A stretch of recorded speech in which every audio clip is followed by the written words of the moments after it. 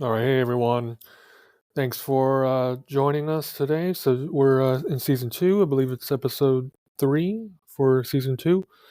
This is Oliver here, joined by Bill.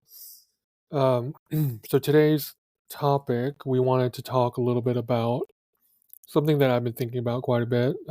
So we talk a lot about like kind of mental health and how we kind of navigate our daily lives and how we do all that, but sometimes there are other factors that kind of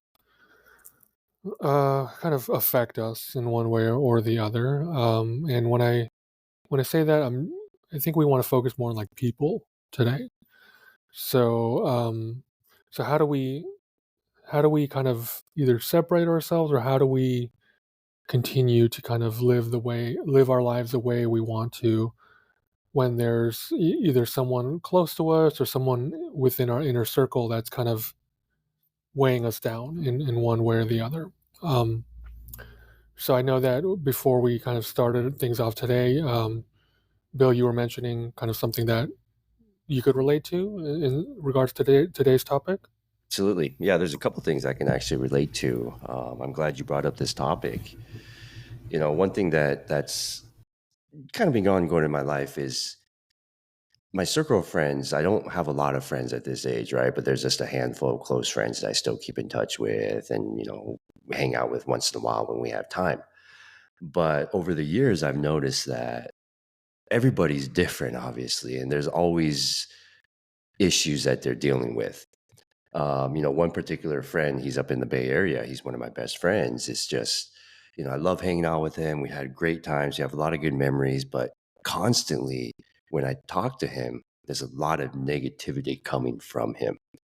If you look at his life, I won't go into many details, but issues with his marriage. He has issues with his personal life that impacts his career and his kids and all of that. But every time I talk to him, at one point I felt like just like a sounding board. Like every time I talk to him, it's just something negative that comes from his mouth. And I just kind of got annoyed of it per se. But as I kind of matured over the last couple of years, I should say, is I've kind of taken a step back and try to look at it from his point of view. Try to put myself in his shoes. And after I did that, things became a little bit clearer in my mind, right? Like things actually made sense. Like, okay, that's why he's negative. That's why he kind of has to vent and all that. If I was in the same position, I would do the same thing. So to conclude, I basically have learned to accept that. And I basically have kind of taken a different mindset of every time I speak to him, it's not, oh, here we go again, another negative story from him, another thing that's going to kind of drag me down for the day or for the week. Instead of that mindset, I've kind of actually turned it around and realized, I'm going to do what I can to try to help him as much as I can. There's a lot of external factors. I can't help with his marriage. That's his personal thing, but I can give some advice. I can try to comfort him.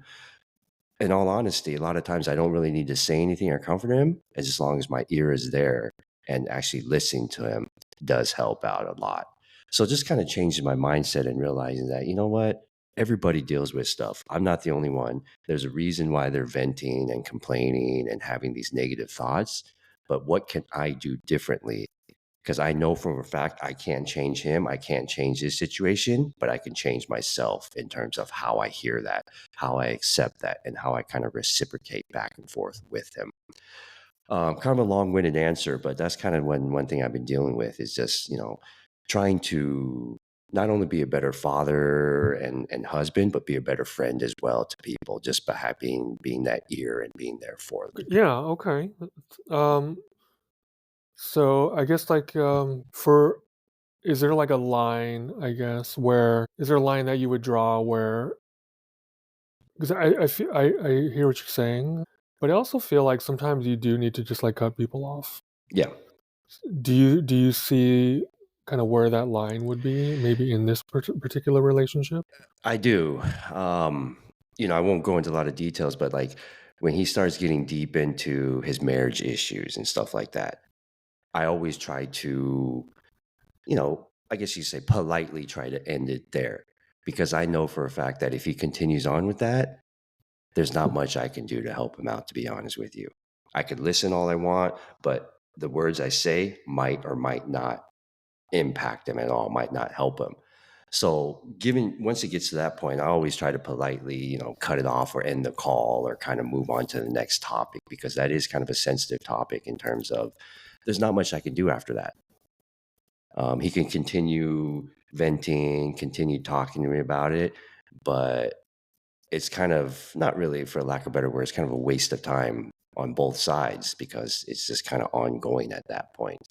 So I always try to kind of gauge it and just try to, cut it off when it does come to those sensitive topics or those topics where I know that, okay, you know what?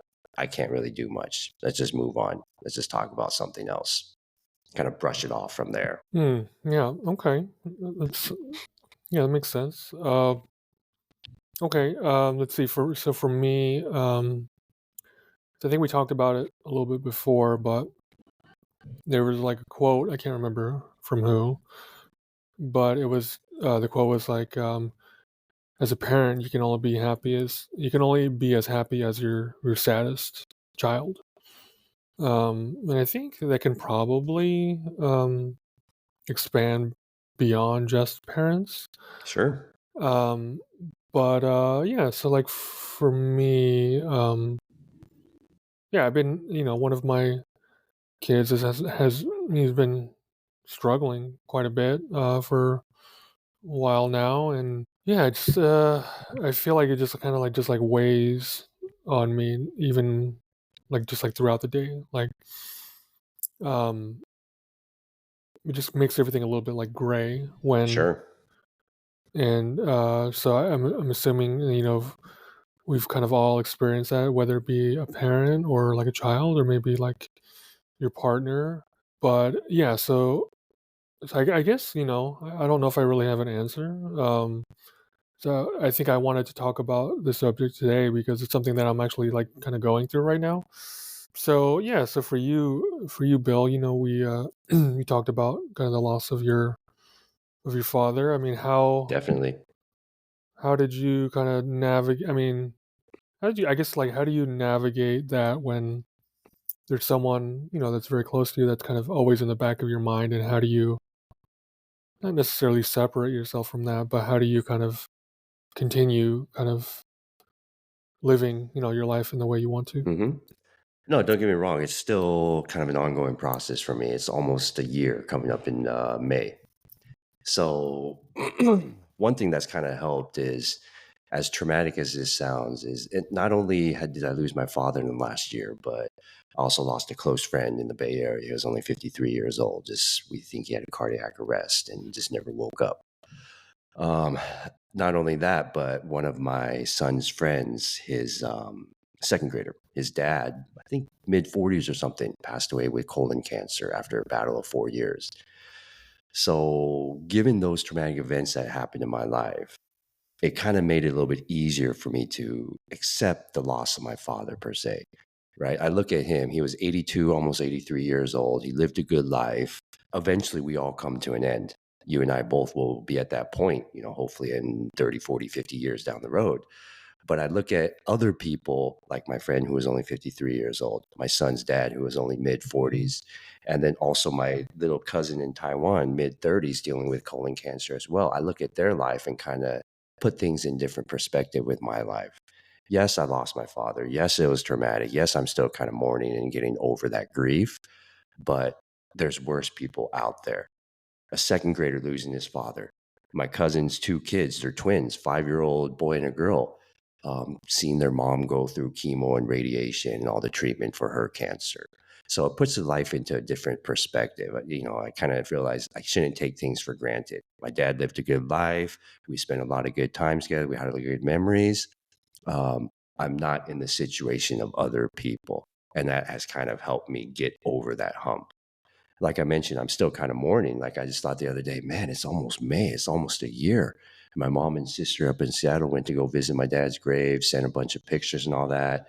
I kind of went through the emotions again, but I kind of take a step back and realize, okay, dad lived a good life. I'm not like other people, losing them at such a young age or seeing other people go through those type of situations. Like I said, as traumatic as those events have been, it does actually help and make it a little bit easier and a smoother transition for me personally. Okay. Yeah. So maybe like pivoting a little bit on that. So Ikigai, we talk a lot about like holistic health. So just like the science and the research all point to how beneficial it is to have like social connection and friendship. Um, Definitely. so especially for men, it's much harder for men to make and maintain friendships. Um, so yeah, I guess like maybe we can talk about for you, like how do you, and then within your social circle. So I want to maybe backing up a little bit, like I think I mean there's a lot of people I think that kind of maintain friendships from when they were growing up or through high school and through college and things like that. Um, but I feel like some of that is just like environmental, like you can kind of relate to people. So we can relate to people that we grew up with because we're from the same place. But that doesn't necessarily mean that we actually have like a genuine connection with these people in terms of personality or interests. So I guess like for me, like I never really felt like terribly strongly about that. Like in terms of like finding people that were actually kind of similar to me. It was just more like finding people that you can kind of like just get along with when you're kind of growing up. Um, so like I guess like for you, like how do you make sure like the people in your social circle are um either like-minded, or how do you surround yourself with people that you want to be surrounded by around by? Yeah, that's a tough question there, Oliver. I think really for me is just I kind of get to a point in my life where I start weeding out some friends. There's people that you hang out with for happy hour or social events or whatnot, but are they really my true friends? Yes and no. We relate, we hang out, but I kind of get to a point where I know that okay, my true friends, my 5 or 6 true friends that I consider some of my best friends is the things that they've done for me and how they reciprocate. Speaking of my dad earlier, there's a few that we grew up with. You probably know them too, Oliver, from back in the day in Spokane and from junior high and high school. That they were there for me during those times. They drove from Spokane to Seattle to attend my dad's funeral. Those are the type of friends that I always remember and kind of realize that, they're in a different category compared to everybody else. Like I said, I kind of come to a point where I'm a little bit older and more mature to realize and filter out that this group of friends are people, okay, we just hang out once every couple months or so and just superficial stuff. I'm okay with that. But there is this one set of friends that I know that would kind of do anything for me, and I would do the same for me. I think it's just kind of years of experience and seeing the good and bad in people and realizing that, you know what? I don't need a bunch of friends. I don't need like all these people in my inner circle. I only need like a handful of them that I know that I can trust and rely on. So kind of to sum it all up is just kind of realizing and seeing those things and seeing how well they reciprocate with you and kind of growing with them throughout those steps, if that makes sense. Yeah. How about how about your wife? Does she have a lot of friends? Not as much. Probably say a handful, less than a Hmm. handful that are like real good friends. And she kind of has the same mindset too. She does a better job than me of knowing that, okay, this person is just her colleague. This person is somebody that they talk to once every couple months and BS about certain things. Then she knows that, okay, these 2 or 3 set of friends are her, as I like to call them, her ride or die friends, the friends that have been there from day one and who will probably be there till the end as well. So she's kind of the same boat as me, and I've kind of learned from her as well how to differentiate between those group of friends. Yeah, yeah. So yeah, I mean, I think it's It, go ahead. yeah, it's tough. It's tough for me because sometimes I do go back and forth like, oh, even though this guy is not really part of my best friend group or that circle of friends, I still want to help them out and do certain things for them. But then I kind of realized, well, you know what? They're not doing the same for me. Why am I Mm, doing that for them? It's kind of confusing. I get conflicted at times. So it's definitely a difficult thing to do. Yeah. No, it's really interesting. Yeah, and I mean, and then I'm looking just like the research talking about just like social connection, and there's like research about like weak tie, even just like weak tie social connections with. Sure. I think we've talked about this in the past, just like people you kind of like randomly meet and kind of have a talk with, and how there's like a lot of like social emotional benefits of just connecting with strangers as well. Sure. Sure. Yeah. So I mean, yeah, I don't know. It's a interesting thing. Like I guess like as I'm getting older, I try to cuz I try to you try to be the friend that I wish I had, I guess. So, yeah, it's like people so like I supervise, people like in my kind of work setting, I kind of supervise people, students, and then they end up graduating and then they go on to work and all that kind of stuff. So just I do my best to on their at least on their birthday, wish them happy birthday.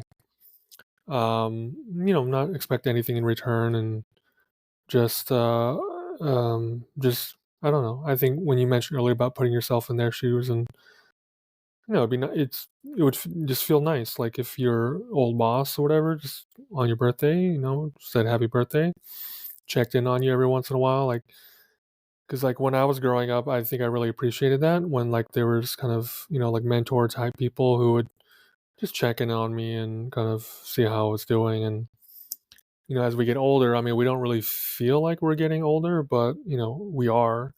So it's like kind of that paradigm shift of kind of being that person now. I don't really know where that transition takes place, but so like I guess that's what I'm trying to be. Like when I was growing up, like there was like a friend of the family. He used to like always like just take us to the movies and take us fishing and do like all Hmm. this really nice stuff for us for no particular like reason. Like he wasn't like related to us. He's just like a friend of the family. And like now I'm in a position where I can kind of do that for other people. So yeah, I mean, I think maybe if you're listening and you don't have close friends, I actually don't either. Um, Maybe that's kind of an approach that you can take, is kind of just being there for other people. Being a friend to other, even if you don't feel like you have like close friends. Maybe other people don't feel that way about you. Maybe they feel like you're a very important person in their lives. So just kind of putting yourself out there and just trying to be like a good friend to people, and maybe the rewards will come just kind of based on that. Sure. And that's another thing I've been thinking about a lot is, I think I mentioned it last week or a couple weeks ago is karma comes back around too. Life's too short. I think really is if you treat other people well, you'll be surprised. Something will come back to you in your favor, whatever that may be. And I think you kind of mentioned it, Oliver, is like similar situation growing up for me too is my cousin would always take us to the movies, to the amusement park, to bowling, wherever it is. My parents were too busy with that, and just going through that, it kind of made me think like, wow, like he's my cousin. He's not my brother, he's not my parent or anything like that, but he's still family, but he's still willing to do all those things for me, but for what reason? And that kind of made me spark it, my interest in helping out others as well. So you kind of go through those learning experiences of what you've been through and try to return that favor down the road as you get older. Yeah, absolutely. Yeah, and I think just like in terms of like social circles and connection, I think what you said earlier about people who are there for you when you need them. I think that's really important. Hmm. Um, I think maybe I don't know. I think there are other things too. Maybe depending on so like I think there's something to be said about surrounding people who are quote unquote like better than you. And the way that I mean that is, I mean, like a sports analogy would be like Scottie Pippen wouldn't have been Scottie Pippen without Michael Jordan. Like he was playing next to someone just playing better than him, and it helped elevate him to an entirely new level. And I feel like the Beatles, same thing. Like George Harrison is probably my favorite Beatle, and there's just like absolutely no way he would have had the career he had if it weren't for John Lennon and Paul McCartney, like basically like making fun of him throughout their time together, and until a point where I think he like actually like rose above them, both of them. So I think there's something maybe to be said about that. It's like finding people that you admire, that you look up to, that are really good people, and surrounding yourself with people like that. And I think that will help elevate you as a person as well. Definitely. And let me ask you this, Oliver, if you don't mind. I don't want to, dig into your personal issues right now, but you mentioned earlier you've been dealing with some situations with your kid, right? He's been struggling, he or she's been struggling for a while, makes you feel kind of down. How have you dealt with that? Like one thing that you just mentioned is having that inner circle, having that connection. Have you ever thought about, other people are dealing with the similar things with their kids? Other people are dealing with worse things with their kids? I think that would kind of benefit you to make you feel that, okay, you know what? You're not the only one dealing with it. There's other people dealing with worse situations. Every parent has to deal with this, right? That would kind of help you ease your. Yeah. No, I think that's a good way to look at it. I mean, a lot of people are going through different things. It's hard. Sometimes it's hard to take your own advice. So we talk a lot about different things that you can potentially do in certain situations, and then when it comes to yourself, like somehow like it doesn't apply, or like negative. It's like giving receiving the advice that you would give to a friend in a certain situation, right? Sure. So if someone's going through something, you'd be like, hey, you're doing the best you can. These things happen, but like taking that advice is much harder when you're going through it. But Definitely. yeah, I mean, yeah, there's definitely. I think we talked about it before. I mean, at the end of the day, it's like raising good people, like good kids, good people, and that's kind of the most important thing. And I feel like I'm putting in the effort, which I think is important as well. So yeah, I mean, I think for me, it's more about just like effort, just knowing, like just not giving up, and just knowing that I'm doing everything I can. But Definitely. yeah, I mean that definitely could help as well. Like just knowing that people are going through much more difficult things. Yeah. Yeah. I think you made a good point there is just, giving that effort. Obviously you're doing the best that you can, you're doing everything that you can to try to help them out. But just knowing that you're giving that effort and trying your best, hopefully should help you kind of ease your anxiety or whatnot that you're going through. Yeah. So yeah, I mean, so that might be. So I think we came in with not really like having answers, and I think we kind of came to some conclusions a little bit in terms of. So for the listener out there, for you, if you have someone in your life who you love and is going through it right now, yeah, just maybe just effort, just doing everything you can in that situation, and um, just so that you have that peace of mind, knowing the worst thing you could do is like, oh man, I should have done this, or I should have done that, right? So just kind of preventing those thoughts, down the road, and just doing everything you can in the moment.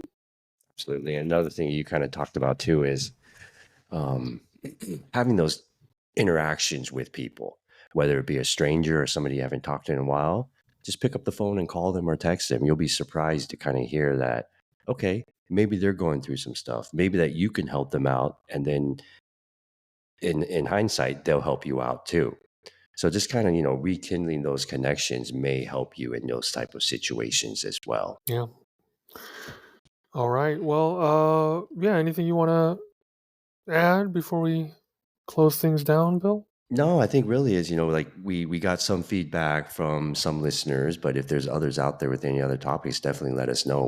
We're interested in new topics, new discussions. And I think one thing that is kind of related to what you're saying today is this interaction between Oliver and I, it helps me personally, right? It helps me, kind of lifts up my spirit, kind of gets over a lot of the issues that I'm dealing with. So just continue that with other people as well in your network. Um, I see a lot of benefits and pros to this. Yeah, absolutely. All right. Well, yeah, thank you so much for listening, everyone. And yeah, we'll be back with a new episode soon. Absolutely. Thank you, everybody. Enjoy the week, and we'll talk to you soon.